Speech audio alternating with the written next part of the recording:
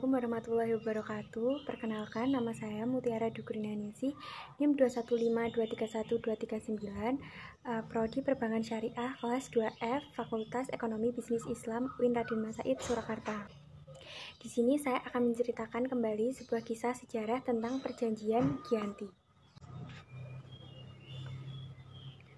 Perjanjian Giyanti ini sendiri merupakan sebuah perjanjian kesepakatan segitiga politik antara Pakubuwono III, Mangkubumi, dan VOC pada tanggal 13 Februari 1755.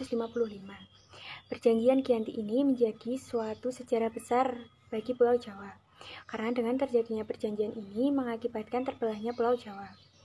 Pengambilan nama Giyanti ini diambil dari lokasi penandatanganan perjanjian, yaitu di Desa Janti. Tempat tersebut di sebuah tempat Dukuh Karten, Jatiharjo, Karanganyar, Jawa Tengah.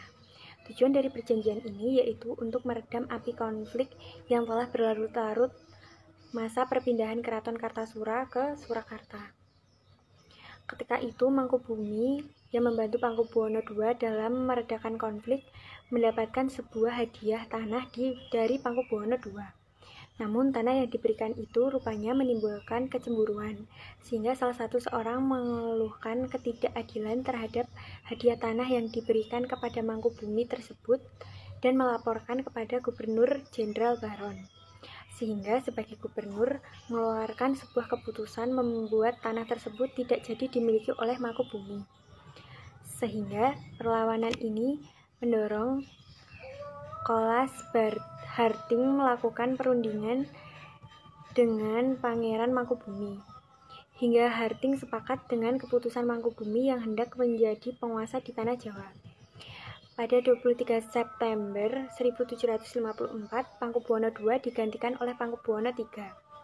Dan pada 4 November 1754, Pakubuwono III menyatakan persetujuan terhadap hasil perundingan antara Gubernur Jawa Utara dengan Mangkubumi tersebut. Surat pernyataan itu kemudian disampaikan kepada Gubernur Jenderal VOC dan kesepakatan ini menjadikan sebuah perjanjian besar yang ditandatangani di Desa Giyanti. Dan disinilah terbelahnya Jawa menjadi dua bagian atau disebut dengan Paliyanggani dan menjadi naik tahtanya Mangkubumi di Yogyakarta. Hingga pada tanggal 13 Februari 1755 dan 15 Februari 1755 diadakannya lagi pertemuan untuk meneruskan pembagian antara lain yaitu seperti keris, bahasa, tari, dan lain sebagainya. Pada Oktober 1755, Pangeran Sambernyawa berhasil mengalahkan salah satu kelompok VOC. Pada 17 Februari 1756, ia hampir membakar keraton di Yogyakarta yang baru saja dibangun. Setelah perang bertahun-tahun, VOC akhirnya mengakhiri dengan penandatanganan Perjanjian Salatiga pada 17 tahun 1757 dan menjadikan tanah Jawa kembali terbelah atau terbagi. Dari perjanjian ini, Pangeran Sambernyawa mendapat sebagian wilayah Kasunanan Surakarta. Pada 1813, Gubernur Jenderal Thomas dari Kerajaan Inggris Kesultanan Jawa menjadi terbelah dengan lahirnya Pakualam.